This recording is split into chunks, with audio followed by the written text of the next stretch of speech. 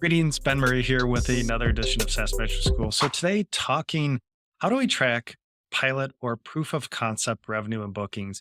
And this comes up quite often in discussions with SaaS finance teams. And it's important to get this right because there's some impact on our reporting and metrics if we commingle all of this revenue together. So when we're talking pilot or proof of concept, of course, maybe we sign up customers for annual contracts, multi-year contracts, but if we offer a POC or pilot, maybe we're signing them up for a 3-month paid trial. And after that, they can either terminate right then, or they can sign a formal agreement or just a longer agreement, agreement, or multi year contract. So when we have pilot or proof of concept revenue, we need to track, in my opinion, bookings and revenue separately from what I'll call quote unquote our normal customer revenue and bookings. So from the bookings perspective, for example, if I am showing a bookings report that says I landed 100,000 of ARR in the latest month, I think it's a little bit misleading if that also includes the annualized value of pilot or POC revenue, because we don't know if we're actually getting that. So it could be a little misleading. So I like to separate that in my bookings report to show POC bookings and then our normal annual or multi-year contracts so we can see the difference. So we know that the weightings on the closed bookings for POC may not come through. So I'm separating that in my bookings report.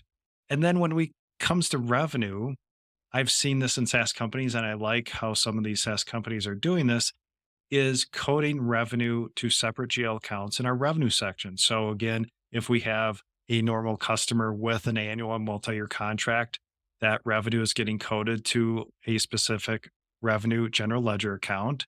But for pilot or POC revenue, of course, they're paying us, say, for example, that for that 3-month trial, I'm going to record that to a different revenue account on my P&L and in my chart of accounts. So of course, I have the option to roll that up together as subscription revenue, but I now have the flexibility to show pilot revenue and then just normal subscription revenue on my P&L. So we're not misleading anybody because if we have this buried amount of POC revenue within our subscription revenue, I think it's important to know the impact of that, the weighting of that.